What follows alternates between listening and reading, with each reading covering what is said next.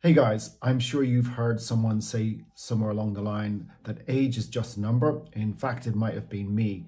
More than most, I'm in denial about getting older and, losing fitness, not being as strong as I once was, etc. So I'm going to talk about 4 things that are undeniable that will change as we get older and how we can mitigate those negative changes. So the first thing is strength. Now, as an older athlete or somebody who is athlete or somebody who's interested in health and fitness, strength is on the decline. I mean, this has been hammered home to us all the time. As you pass your 20s and 30s, we are no longer getting stronger. We are on the decline. But that's not the full picture and it's not the end of the story. So we can mitigate those negative changes by performing strength work. Now, this is obvious to most.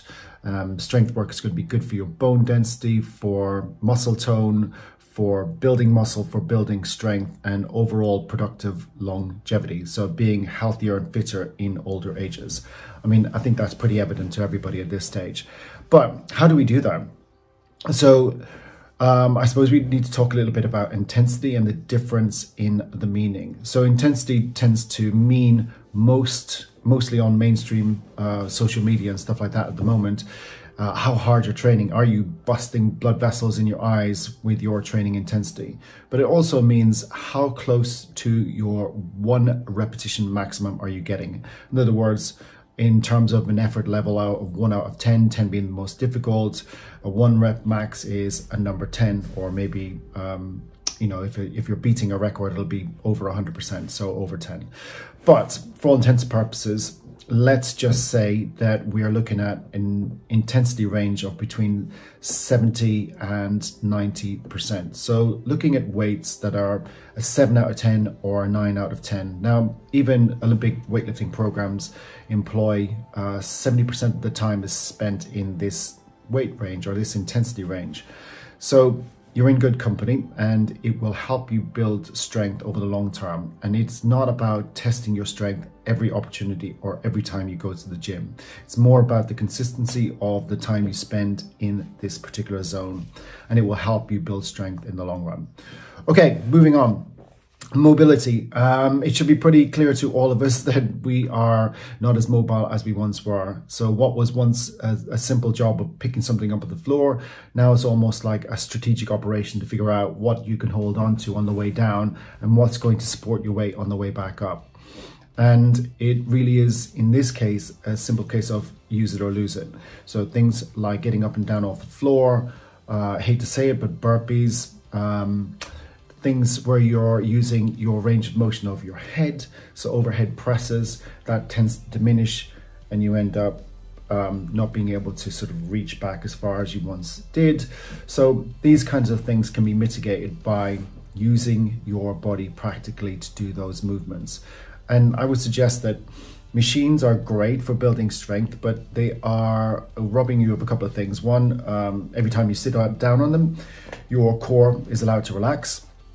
They have a preordained range of motion, which may not suit your particular biomechanics. And they also do a lot of the balancing of the weight for you. So at least some of the time, it's a good idea to employ free weights, body weight, or resistance that doesn't rely on a machine performing it, some of the balancing for you. Power. So what is power? Power, for all intents and purposes, is strength, speed strength. So I think the formula is strength plus speed over distance. So how quickly you move something or yourself over a specific distance. And this tends to diminish as we get older. So we're less explosive, we're less powerful. Sprints tend to leave us with pulled hamstrings and things like that, so we tend to avoid them. So what can we do to mitigate the decline in power?